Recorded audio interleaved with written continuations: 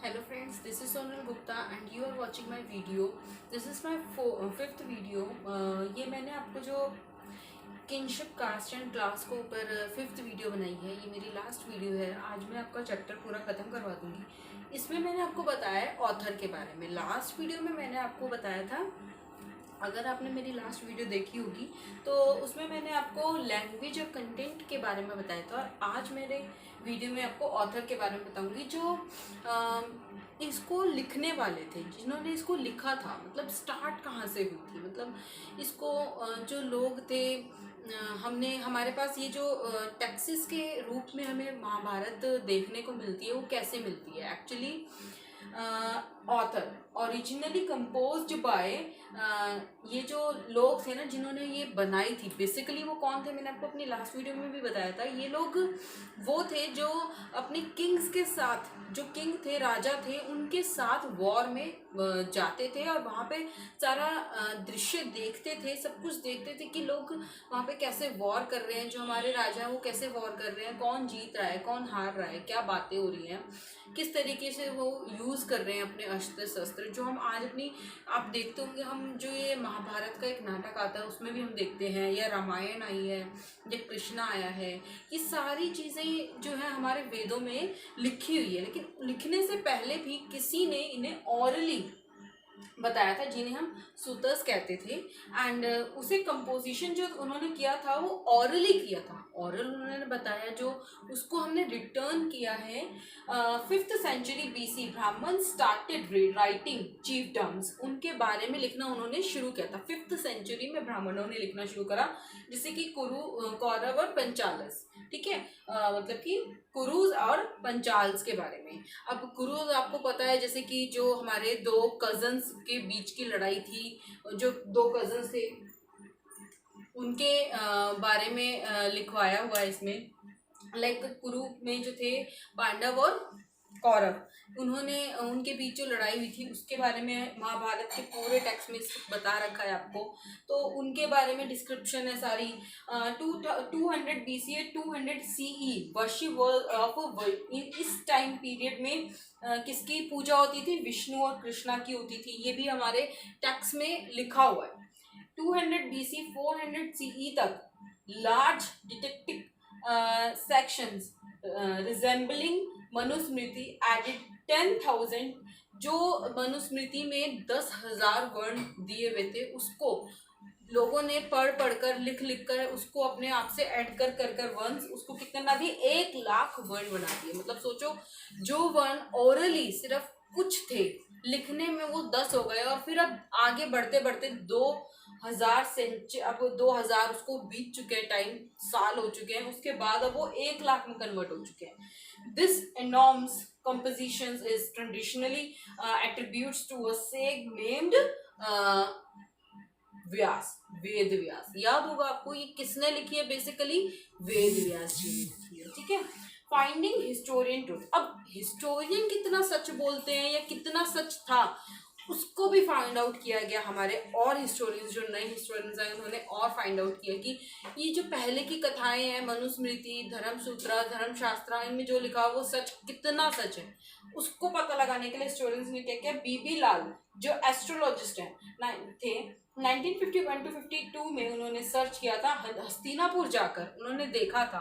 5 level उन्होंने find out करा। हस्तिनापुर कहाँ पर है, उत्तर प्रदेश में, ठीक है।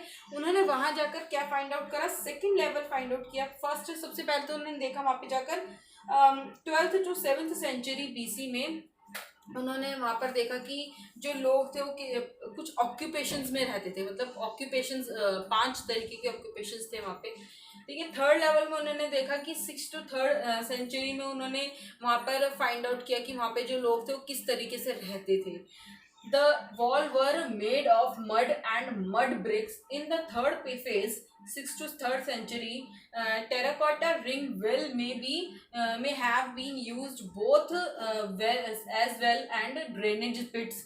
वहाँ पे बहुत अच्छे अच्छे ड्रेनेज होते थे, वहाँ के गड्ढे खोदे हुए थे, नालियाँ बनी हुई थी। मतलब पहले के टाइम में भी लोग ऐसे रहते थे, किंग थे वहाँ पे।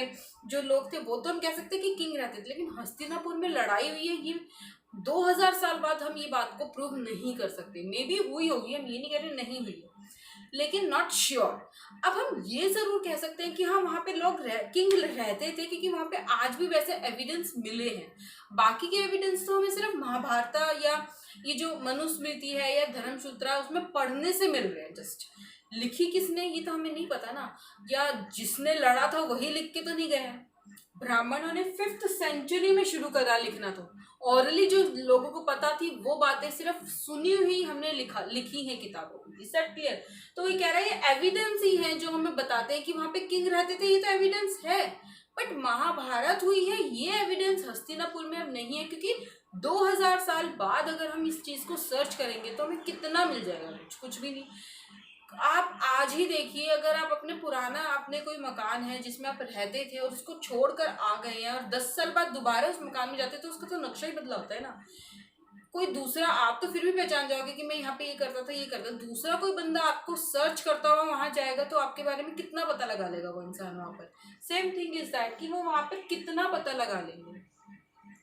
चैलेंजिंग, अब नेक्स्ट टॉपिक है चैलेंजिंग एपिसोड्स। क्या हुआ था? Draupadi marriage with Pandava. अब ये बात भी सच है, पहले के टाइम में मनुस्मृति में ऐसा लिखा हुआ है कि जो द्रौपदी थी उसने पांडवों से शादी करी थी, 5 पांडव से शादी करी थी। इट मीन्स कि वो कौन थी? पॉलीएंड्री। मैंने आपको अपनी स्टार्टिंग की वीडियो में बता रखा है कि पॉलीएंड्री कौन थे, जिस एक पत्नी के कई सारे सिविल हस्बैंड्स होना। ठीक है, पहले के टाइम में कहते थे ऐसा इसलिए भी होता था क्योंकि शॉर्टेज ऑफ वुमेन होता था। ठीक है ना, वुमेन्स बहुत कम थी इसलिए भी ऐसा हुआ है। लेकिन कुछ इस जो महाभारत में दिखाया गया है वो उसमें ये भी दिखाया गया है कि जो द्रौपदी थी 5 पांडवों से शादी क्यों हुई थी वो सब बताया गया है। Mahabharata is a dynamic text, yes it's true. मतलब सच में ये ऐसा है कि जो महाभारत है वो एक डायनेमिक टेक्स्ट है। जो लोग आज भी इस एविडेंस को मानते हैं कि भैया पिछले कई सालों से हम इसे पढ़ते आ रहे हैं, हर कोई इसके टेक्स्ट को पढ़ता है, यूज करता है लाइफ में, उसको देखता है, इसके अकॉर्डिंगली चलता है, संस्कृत लैंग्वेज में भी है, और इसके डायलॉग्स, इसकी कई सेंचुरी से इसके डायलॉग्स चलते आ रहे हैं। एवरीथिंग जो स्टोरीज हैं वो ओरिजिनल हैं और ओरिजिनेट भी हो रखी हैं। ये स्टोरीज जितनी भी थी ये सब सर्कुलेट अमंग सर्टेन पीपल, और episodes of Mahabharata were depicted in statues and paintings. ये हम कई जगहों पर देखते हैं कि ये पेंटिंग और स्टैचूज के रूप में भी हमें डिस्क्राइब करने की कोशिश करता है। सब क्लियर? आई होप सो कि आपको मेरी वीडियो पसंद आई होगी, और आज मैंने ये अपना चैप्टर पूरा इस वीडियो में ख़त्म कर दिया है। मैं नेक्स्ट वीडियो में आपके साथ नेक्स्ट चैप्टर के साथ आऊँगी जो हमारा 4th chapter history. Thank you so much.